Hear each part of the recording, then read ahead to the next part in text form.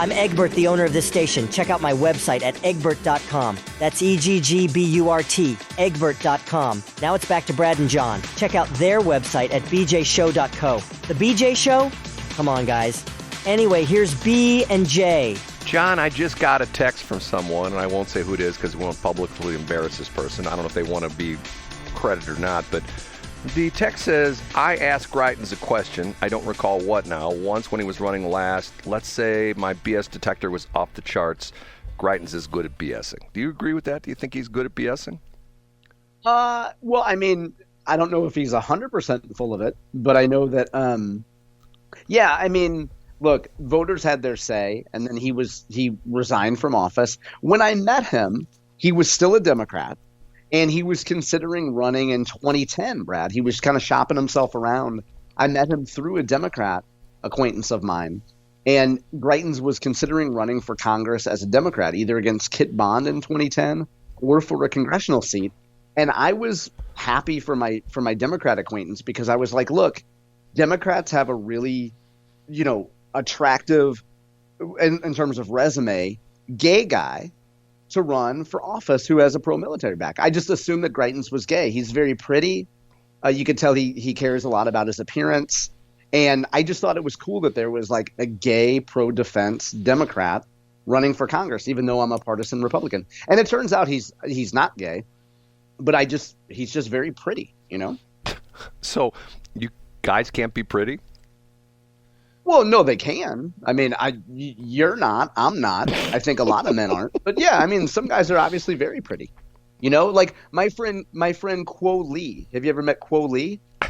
Quo Lee Driscoll? You're talking about the guy we talked about yesterday at Oregon State, right? He's very pretty, Brad. That whole bizarre story. So, and I'm a three spirit though. Some people are two spirits. I'm three spirits. Okay, a bizarre story. This was on Yahoo Finance. Have you heard this crazy story of this man? This happens in this is someplace in England. Newport City Council. I guess this is actually in England. Maybe it's in Wales. Have you heard this crazy story? No, I haven't. What is it?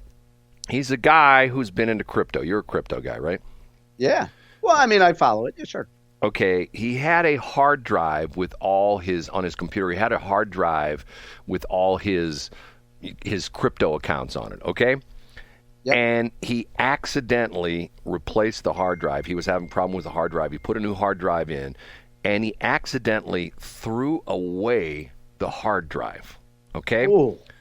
Today, according to the latest numbers, the BTC crypto, the accounts on his hard drive is worth, $647 million in American money. $647 million. He knows the hard drive is in the city dump, and he wants to excavate the city dump at his expense and give, if he does find the hard drive and collect his Bitcoin money, he wants to give the city 10% of what he gets. Once again, he's going to pay for the excavation of the city dump. He's going to give the city 10% of what. And is the city saying no? Yes, the city is saying no. Oh, get out of here. I swear to God. And he's having to sue the city. It says, Howells explained that the lawsuit is a strategy to convince the council to allow an excavation landfill, not a reflection of the actual situation. And it says, he's assembled a team of specialists to carry out the excavation at no cost to the council. This is like what I said. He also proposed to give the council 10% of the recovered coin's value. The case is set for hearing in December in Newport Council. However, he has dismissed the law. They dismissed the lawsuit as weak and expressed concerns over potential environmental impacts of the proposed excavation. Oh, get out! Now I can understand having to have everybody sign something that says, "Look, if you get bitten by a rat or you get some sort of asbestos and mesothelioma, we're not responsible." I can imagine all that stuff, but like what kind of environmental damage could possibly happen? I have no idea. And you hear this all the time where police, where they think, matter of fact, there's a story right now going on, I believe this is in Texas, where a guy, a fairly well-off couple, she's like a high-end real estate person, and they went to a party and they heard the couple arguing outside the party at some venue or something like that, and then she disappears. And they're trying to, track the body down. And they're right now, probably this very minute, going through some dump. I think it's in Houston or Dallas or something like that. Okay, so, but once again, I mean, if you got some guy and he claims it's going to cost him, get this, he claims it's going to cost him $100 million to hire the excavation crew. I mean, because they figured, and this is not like it happened like last week. This is like, I think it happened like 6 years ago or something like that. Oh, yikes. So they're going to have to go way down deep, and he said that he's got an estimate from, and he's hired these environmental engineers, these people come in, and they've said it's probably going to cost $100 million. Because once again, like you say, they're all going to have to suit up. They're going to have to wear, the moon suits and stuff like that. They're going to have to painstakingly go through and look at every little, okay, is this a hard drive? You know what I mean? And not only that, when the stuff's been there for a while, it's gunky. It's probably got, gunk all over it. It's probably, like it's dripping in, you know what I'm saying? It's the dump. I do know, yeah. By the way, do you know where Lone Ranger takes his trash? No, I don't. To the dump, to the dump, to the dump, dump, dump. Did you know that? Oh, that's good. Timely, too, because didn't he have an engine pal? Was that Tonto? Tonto, yes. What are you going to say about Tonto? Well, I mean, Monday was Indigenous Peoples Day. You know what? Here we go again. We didn't talk about this on Monday, but now the battle lines are drawn because the Republicans are saying it's Columbus Day, and the Democrats are saying it's Indigenous Peoples Day. So depending upon if someone says, I was off Monday, and you say, oh, what was Monday? And if they say Indigenous Peoples Day, they're a Democrat. If they said, oh, it's Columbus Day, they're Republican. Is this crazy or what? Our world has just gotten... Yeah, but first of all, I think you can acknowledge that it's both. You don't have to pretend that it's actually Indigenous Peoples Day. It's really Columbus Day. And I think we could all agree, like, I have a sensible approach, and that I just eat Land O'Lakes butter, and I bow gently to the chick that's on her knees. I'm not saying that an Indian squaw should service a white man by being on her knees, Brad. That's not what I'm saying at all. I'm just saying that I eat Land O'Lakes butter in homage of the little squaw girl. Did you hear the sound bite that they resurrected from Kamala Harris, like in 2019, where she talks about this, and she talks about the whole Indigenous Persons Day, and she talks about how the white man brought diseases to the new country. I'm going like, no, I didn't hear that. Oh my God! I see if I can find that. I'm going like, holy cow! I mean, she's going through the whole thing. Okay, hold on a minute. Let's stop for a minute, okay?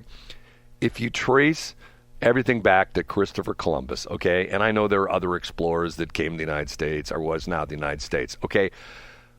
They've done all these terrible things, but they've created the most prosperous, the most progressive, I don't mean progressive in political sense, but I mean the most, progressive country as far as technology and education and medical science. Once again, when you hear about a foreign leader who gets sick and has some disease, where do they end up? At the Mayo Clinic, right? They come to the US of A. Once again, a friend of mine years ago said they don't have fences on the borders to keep people in the United States. It's to keep people out. And once again, go back to post-World War II when Berlin was East and West, and the East was by the Russians and the Soviets, and the West was the free part of Berlin. Where did everybody? There weren't people trying to crash the border wall going from west to east. They were trying to go from east to west, right? So that's exactly right. What did Christopher Columbus do? He started, and I don't want to sound like I'm Joe flag waver here when I say this, but he started, ultimately the best country in the world, right? And yet, it's not even close. And she's he brought diseases to the indigenous people. I'm going, okay, whatever. But I think you can appreciate the contributions that Native Americans made, and they can combine with evolution. So last Friday, we talked about Matt Jesse, how he's now the head of government relations and policy for Missouri American Water. I have it on good authority that Matt Jesse uses now. Part of his new policy at Missouri American Water is, instead of going out and acquiring and gobbling up smaller water districts, they're actually just using divining rods. They have a team of little squaws that go out with a stick, and then the girl starts a little campfire. She uses a stick to find out where to drill for water, and that's using best practices, indigenous practices, Brad, and putting it back with American Water. You can have both. It's not an either or thing. And by the way, you need to stop being so binary, Brad. I guess. By the way, and speaking of utilities, do you know what this week is? You know what the interesting aspect of this week is as far as electric is concerned? It's the week that I have to start paying Spire more money. That's the week it is. No, it's the week for natural gas. It's the week they shut down the Rush Island plant down in Jefferson County. Yes, I've had headlines about that, Brad. Yeah, rest in peace to Rush Island. Yes, huh? And once again, I scratch my head and I'm thinking to myself, okay, we're going to electrify. We're going to get rid of gas stoves and gas water heaters and gas furnaces, and we're going to have everybody use electric appliances, and we're going to have electric cars, and we got one less power plant in the St. Louis area. And I think if you called up Ameren UE today, if you called up investor relations, are you an investor in Ameren?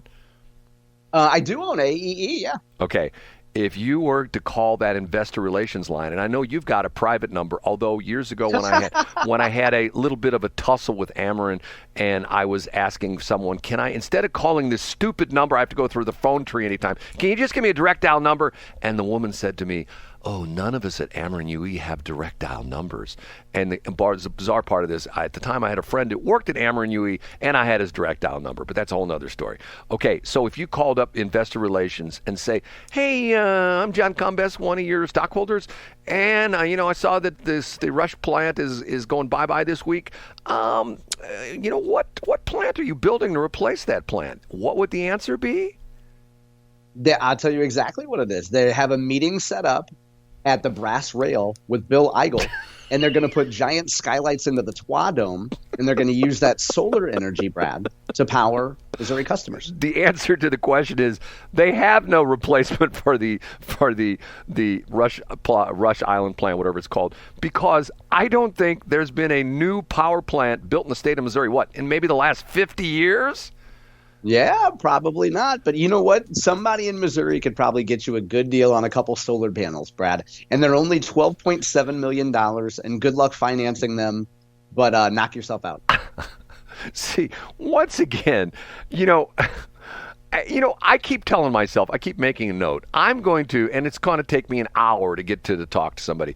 Remember we had that stupid story, I think, and I say stupid because of the fact I'm going like, okay, I was born at night, but not last night. The story about Ameren saying, well, we're expanding our New Florence, solar facility, and what we're going to do is if people want to pay an extra $10 a month, they can tap into our solar power. And I'm going to just a little more. It's like a boutique energy service, Brad. Right. I think it's brilliant. I'm going to myself. How dumb do you have to be to check a box and say, sure, you know what? I'll pay an extra $10 a month to do the right thing. Right. And the deal on it is, ask anybody who knows anything about electricity, and I know enough to be dangerous, or maybe enough to be not dangerous. There's no way in hell that works. That would be like calling up Missouri American and saying, okay, I don't want any more of that Mississippi River water. I want all my water to come from the Missouri River, and I'm willing to pay $20 a month extra. Oh, well, sir, no problem. We'll start charging you $20 an extra. And the guy would give you his personal account number and say, just go ahead and send an ACH to this number. Right, and I'll make sure that you only get fine Weldon spring water. Right.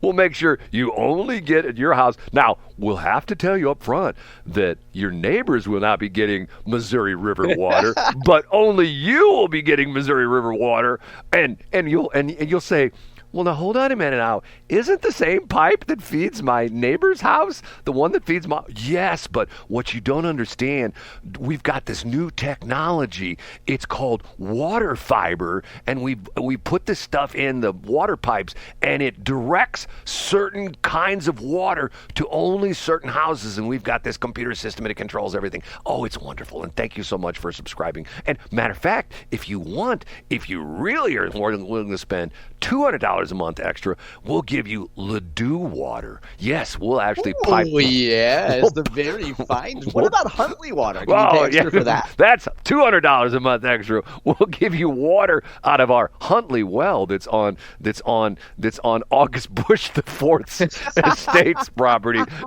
We'll tap into his own private well. Who needs that expensive bottled water? Who needs that? What's the stuff you go to a fancy restaurant and they give it to you? Perrier. Yeah. Who needs Perrier water when we can give you the special Huntley water, which will just...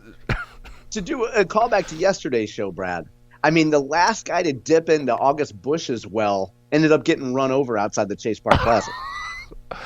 If you want to start drilling in one of the Busch's wells, you got to be careful. You might end up as a White Sox announcer. You know what I'm saying, Brad? And then a Cubs announcer. Okay. John, I'm telling you. You look at John. This message brought to us by Falstaff. Meek, mild John Combest until it goes on the air, and then all hell breaks loose. Okay, John, say goodbye. See you guys tomorrow. Thanks for checking out the Brad and John Show podcast. This segment of the show is brought to you by John Combest's book, Stalking, Harassment, Internet Trolling, A Guide to Recovering and Rebuilding After Online Attacks. It's a great reference if you've ever been the unfortunate target of a social media attack. It's available on Amazon. Just search John Combest. That's Combest, John Combest, and the book will show up in your search results. Now it's time for another segment of the Brad and John Show. Can you handle it?